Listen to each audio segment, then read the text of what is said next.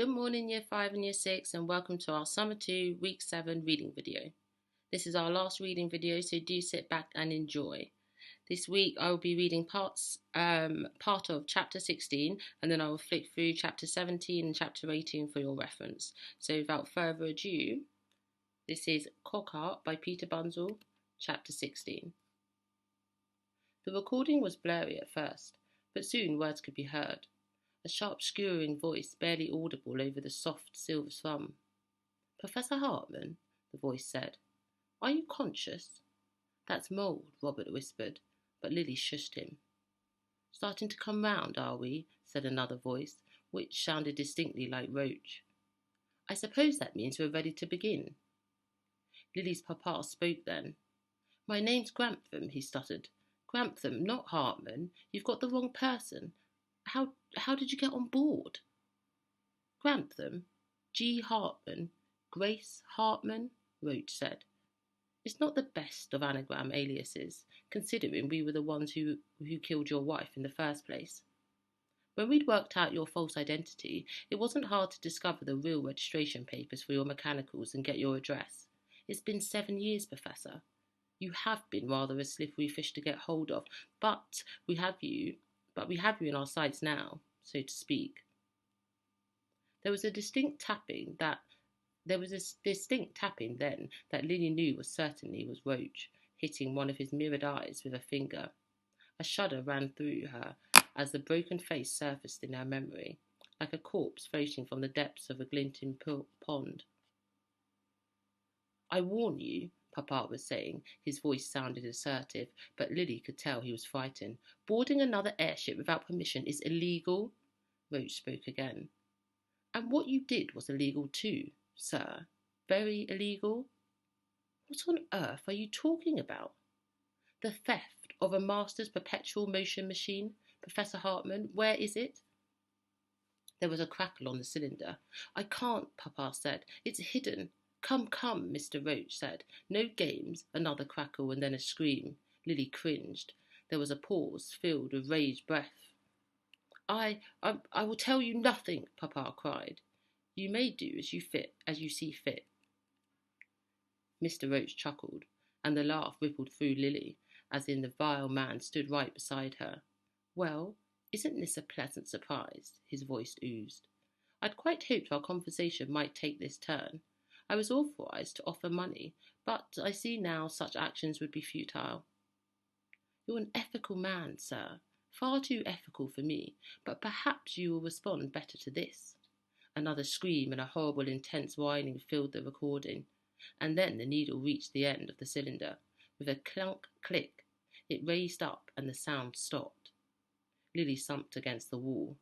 Suddenly, the wave of emotion she'd been holding in for such a long time rushed over her. It was as if the last glimmer of hope she possessed had been pulled from her chest. She gazed out of the Ladybird slant window over her snub-nosed prow. In the distance she could see dragonfly parts messily strewn across the glide. She knew now for certain it was Roach and Mould who'd caused the destruction. They'd tortured her papa and taken everything. Mamma's life, and Robert's Dar too, Mrs. Rust, the other mechanicals, her home, and all for this box, this perpetual motion machine. They'd done so much damage to possess it. They'd kill her and Robert too if they had the chance, and nothing she could say or do, no help she could call on, would ever stop them. "Papa's dead," she said suddenly. "This whole time I hoped he might be alive, might still come back, but he's not going to, is he? We should just give the box to them, the machine, before they kill us too." Robert took a deep breath, his mouth dry. "If we give in now," he said, "then everyone who's tried to protect it would have died in vain, and we'll never discover its secrets, the truth of what it can do." "He's right, Lily." Malkin narrowed his black eyes. "There could be dangerous things inside. A clank knows what chaos Roach and Mould could cause with them." "I realise the odds don't look good," Robert added. "They know everything about us, and we don't have a clue about them. So how can we ever win?" But we have to win, Lil. We have to. Because of them. I've got no one. They're evil. But we can't give up. We've got the one thing that they want, the one thing that will draw them to us. We can make them suffer. We mustn't let them get away with this. We mustn't let them get away with what they've done. And we must never give in. Never. Ever. Malcolm nodded in agreement. This box is the only thing we have against them, he said. The only clue left. When we get to London, we'll ask your godfather to alert the proper police, then use the promise of the perpetual motion machine to draw Roach and Mould into some kind of trap. What do you know, Malcolm? Lily yelled. You don't know anything. You didn't know anything before we read Papa's letter. She kicked the box bundled in the blanket. If only we had the key. Malcolm said nothing, just narrowed his eyes and tipped back his ears, staring at her with the foxy superiority of his. If you're going to London, Anna said, I can take you. I have to go back anyway, file my copy and check in with my editor at the Daily Clog. I could pay the recording and see if we can help and find out anything more about this Roach and Mould or the perpetual motion machine. There must be information about it somewhere, don't you think? Lily didn't answer. She felt as if they were all drifting far away from her, and at that moment she might fall into a comatose state.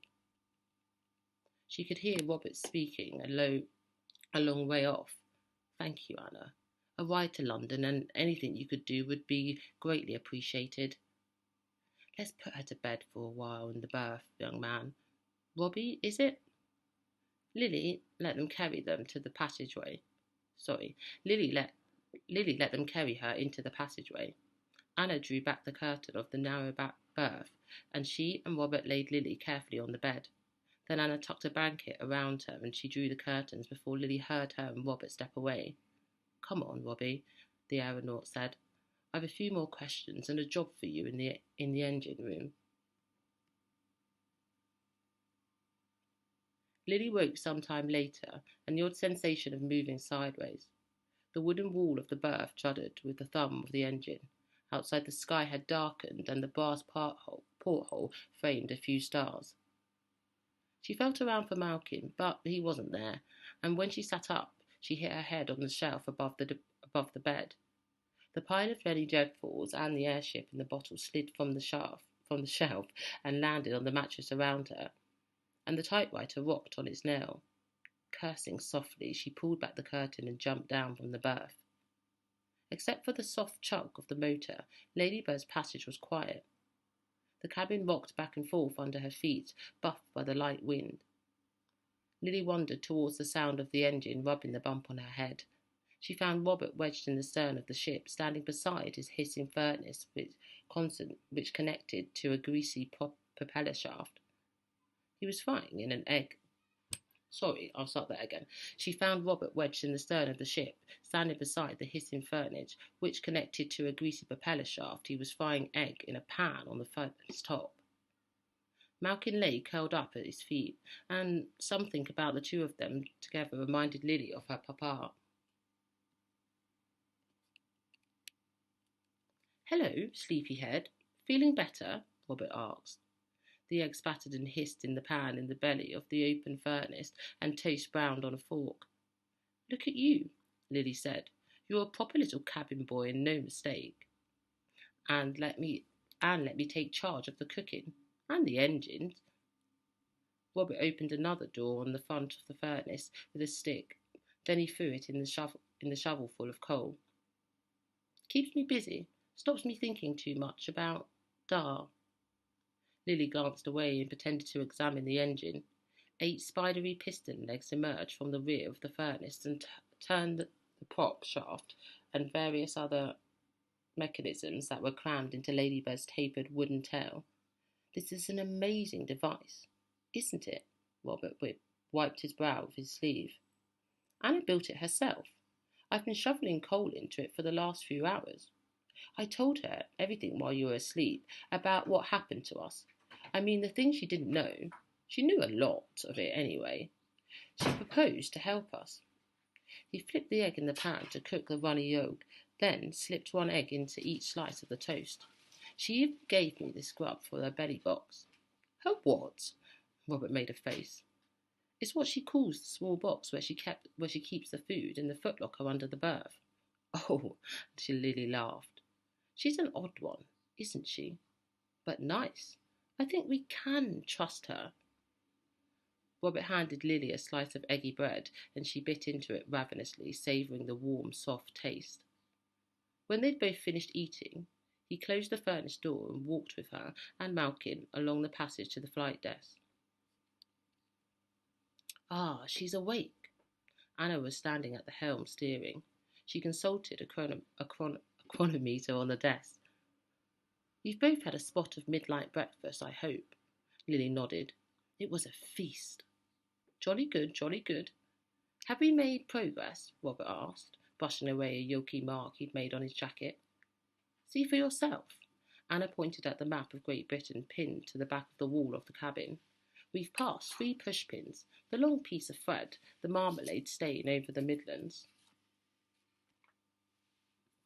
How long will it take us to get to London, do you think? Lily asked. She watched Malkin sniffing away at the 4 corners of the cabin. We're doing better than I thought. Anna lined up the sextant. See that dot there? Means we're not far off. If this tailwind keeps up, we should make it by first light.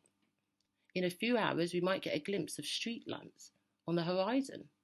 Hundreds there are, like the stars. And when it's dawn, you see them disappear as the lamplighters go round and stuff them out. Where are we going to land? Robert wondered. Anna consulted the compass.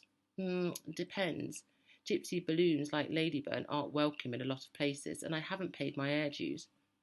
But there's Atchings out east, and we could make for. Atchings? Lily tried out the strange word. That's traveller Polari. Travellers speak for a place to weigh anchor. Anne turned the ship's wheel, and the thick ropes that looped through the metal eyelets of the wall shifted. What are those for? Lily asked. They run along the side of the balloon to connect the steering columns to the port, starboard, and tail runners, Anna explained. One of them breaks and the entire airship goes off course. Could hit anything. Strange they're not outside the gondola, Lily mused. Not so strange, Anna said. Your delicate parts are all inside. If not, it would hurt a darn sight more when you get hit. Robert was examining some of the controls on the dash. They're also on the inside, so they don't freeze and break at high altitude, he explained. And that, Year 5 and Year 6 is the end of your Summer 2, Week 7 reading video. Year 5, it has been my pleasure taking the opportunity to read to you, and I hope my voice is now familiar to you in a different capacity than you have known it throughout the year. I look forward to teaching you and speaking with you next year, and I will see you soon. Year 6 has always been my pleasure reading to you. I hope my voice has filled your homes and your classrooms and reminded you all of the good times that we've shared and the words that we've exchanged. You're a fantastic class, Year 6. I will miss you so very much. Keep reading. As always, I say that good readers are good writers, but more specifically, so that you can submerge yourself in an alternative reality of literary magic. Thank you for being a wonderful class, Year 6 and Year 5. I will see you very soon. All the best, guys. Bye-bye.